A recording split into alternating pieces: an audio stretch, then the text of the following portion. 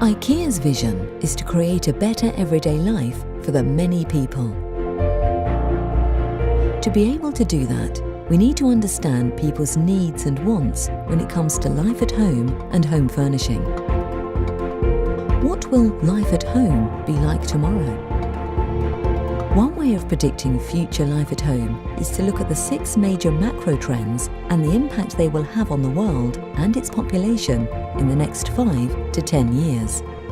These trends are urban world, aging world, digital DNA, sustainable future, economic shift, political shift.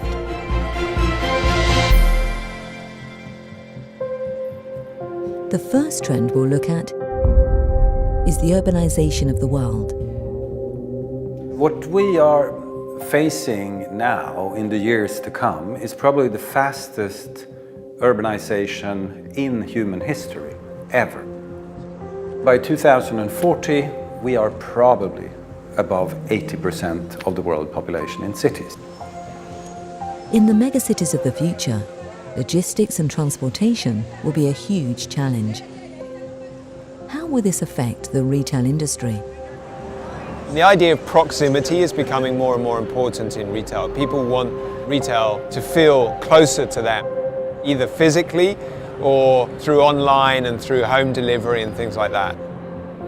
The biggest threat to IKEA at the moment isn't another furniture maker, it's Google.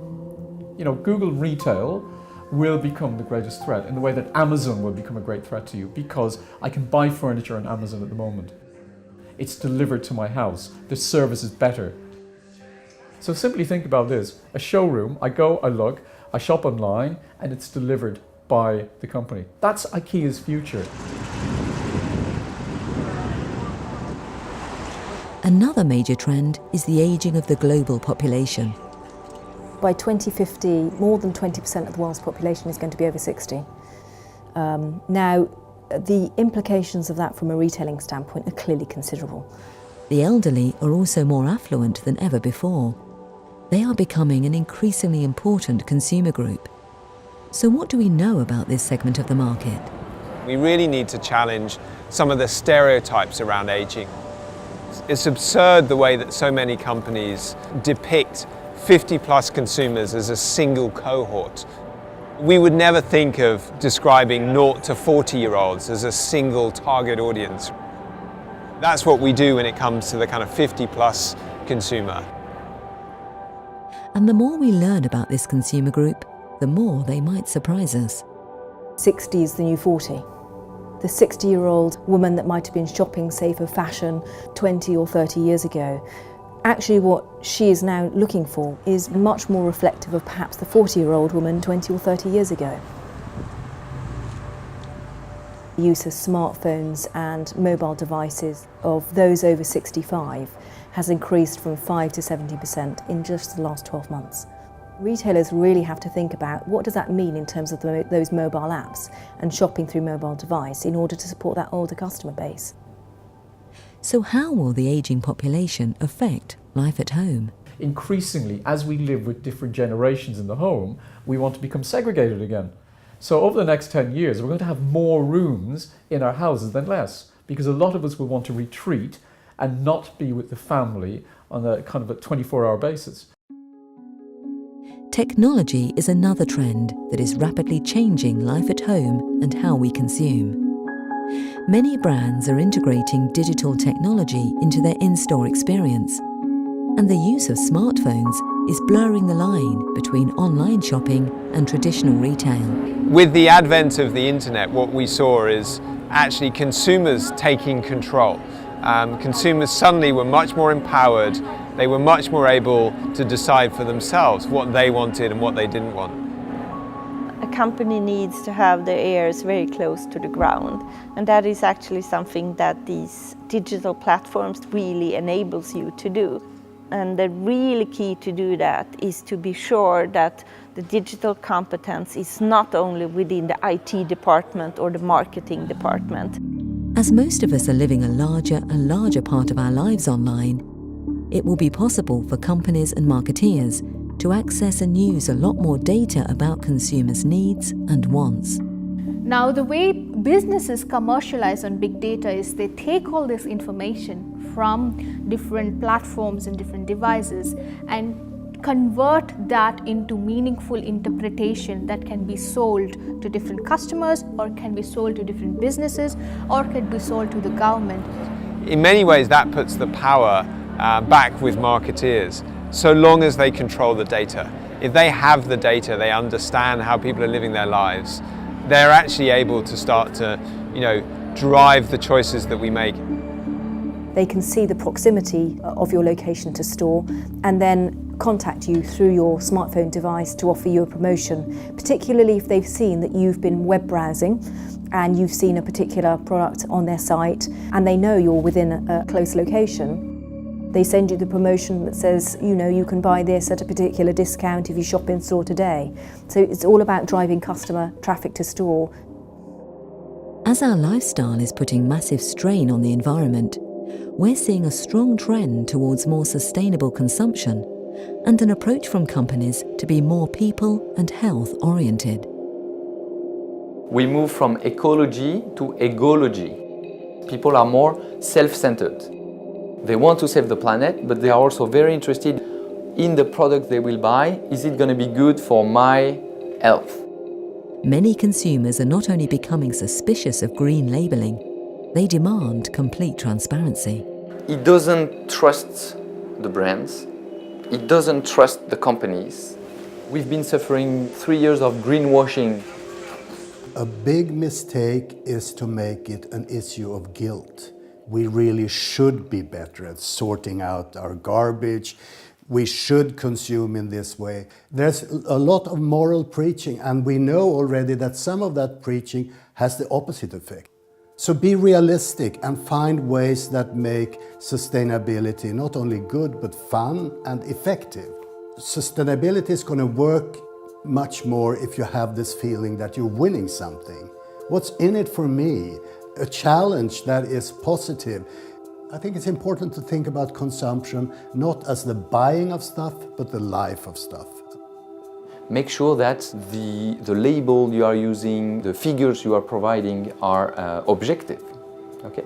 And that's something that is hard for marketing people, because marketing are used to making reality better than what it is. In practice, it means basically to revisit the business model, to revisit design, research and development, and really try to integrate environmental issues into the way you develop your products and your services.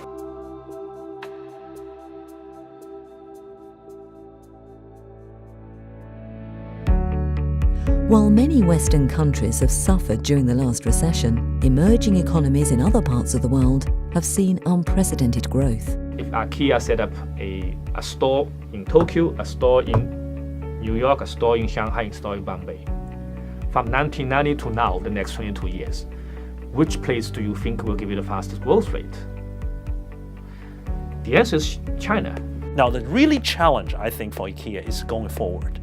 With the changing consumer behavior in China, they want brand, they want high quality, they want luxury. IKEA certainly is not regarded as a luxury. So that's something that I think companies like IKEA had to consider, given the rising middle class, given the increasingly intense brand consciousness toward higher end. That could be a challenge for IKEA. Even though some Western economies are recovering from the financial crisis, we're still seeing some residual effects in consumption patterns. During the financial crisis, less was kind of driven by need. It was kind of a burden for people. As we've emerged from the financial crisis, one of the lessons that people have learned is that actually less can actually be good and can actually fit their lives better than more a lot of the time. So less is kind of moving from being a burden to being a choice. Because of rising property costs and tighter economic margins, there is a greater demand for compact living solutions in many cities. What can we learn from the way a young Chinese couple organizes their first one-room apartment, or an aging couple in Indonesia? How do people develop solutions for compact living? I mean, we talk about we need to live more compact, but I mean, billions of people are already masters of living compact. Another development is the strengthening of women's rights and economic position, as well as the power to influence as part of the public, private and political sectors in some countries. We'll definitely see a liberation all around the world of women. So this means a lot of marketing channels, a lot of product innovations is being specifically designed to suit women as a customer within your home and outside your home as well. We've got different stories, we've got different histories. As the economic power balance in the world is shifting, we're also seeing the emergence of a new political landscape and power shift. This change will demand that international brands are able to understand and adapt to local cultural and political differences. The world is a global market, and that will be increasingly the case over the next 5 to 10 years. And it's a really significant question now where you're thinking about a global brand. To what extent can it retain its global DNA when it enters into local markets, versus how much does it need to specialise and customise to support a local market? And yet if it does specialise to support a local market, does it move too far away from what the brand stands for to be appropriate? We're seeing a massive increase now in a demand for a greater level of diversity on boards. If you're headquartered in the US but you're supporting 105 markets, to have a board that is purely American, there is the risk that trends will be missed as a result of that. So we're seeing an increasing demand now to ensure that that board representation reflects the changing profile of both the retail landscape and the consumers. I think that IKEA has so much knowledge of very different markets, and sometimes I would wish that more of this knowledge would come back to the center. So now we've seen some of the major trends that will shape the future. The question is, how these trends will affect consumers and life at home. Is our business model shaped for the future? For brands like IKEA, it's about rethinking the nature of the home, and that requires not just understanding how people are using it, but how you think as a brand they could be using it in the future.